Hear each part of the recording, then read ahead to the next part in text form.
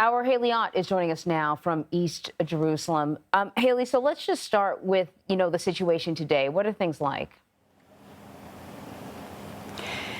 Things are tense. I keep using that word, and unfortunately, that is the word that is appropriate. People are waiting to see what happens next. We've been talking about a potential ground incursion into Gaza by Israel for almost 2 weeks now, and people here are just waiting almost to see what happens, if there are any more hostages released. It really feels like a holding pattern, and as that holding pattern continues, it becomes more and more tense, and people get more and more devastated by casualties they're seeing, by violence that is increasing, and by the potential for this conflict to escalate.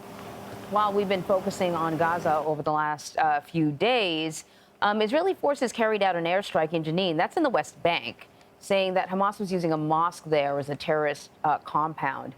What do we know about this and other military operations in the West Bank?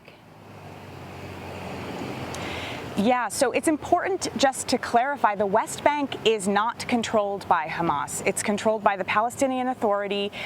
It's occupied by Israel, and it's run by a party called Fatah. And we've spoken to leaders from that party who have said that they are devastated by the violence that they're seeing in Gaza, but also the increasing violence that they're seeing in the West Bank. One man told us that it was making him lose his faith in humanity. This is somebody who's been fighting for a two-state solution for his entire political life.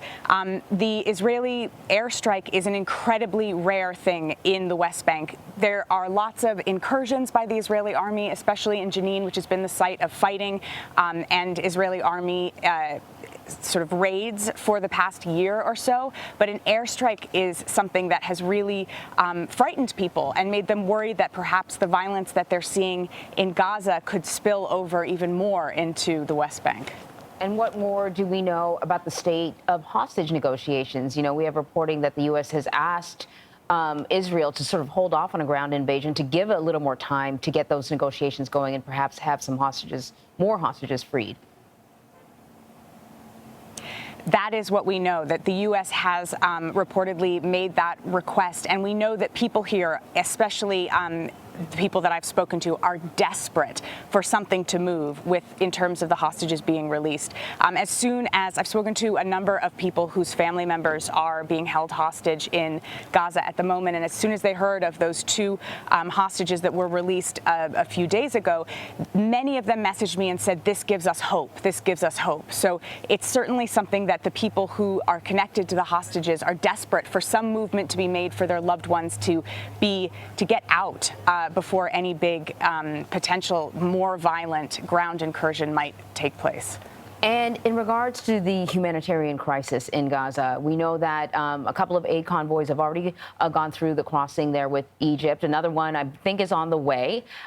It's good to hear, though it's really a drop in the bucket. We talked last week about the kind of humanitarian aid that was pouring into Gaza prior to this, which was already sort of 100 trucks a day or so. So this is a drop in the bucket, but it's also a good sign. Where do things stand with that? Israel was concerned that none of this stuff falls into the hands of Hamas. How are they making sure that that doesn't happen?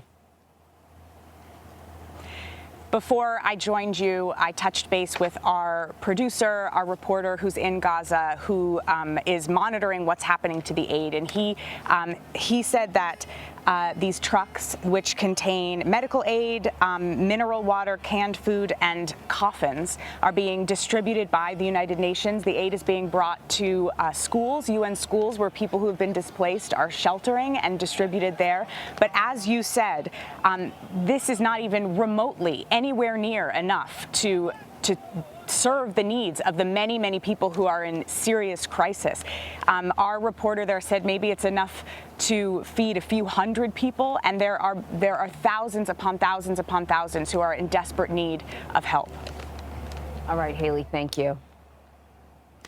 Well, CBS Mornings co-host Tony Dokoupil is in Israel today. He sat down with the senior advisor to Prime Minister Benjamin Netanyahu. Tony asked about the thousands of civilian deaths in Israel and Gaza. And here's what he had to say. So war is a terrible thing. And I'd like to be able to tell you that, there won't be any civilian casualties. But that would be a lie.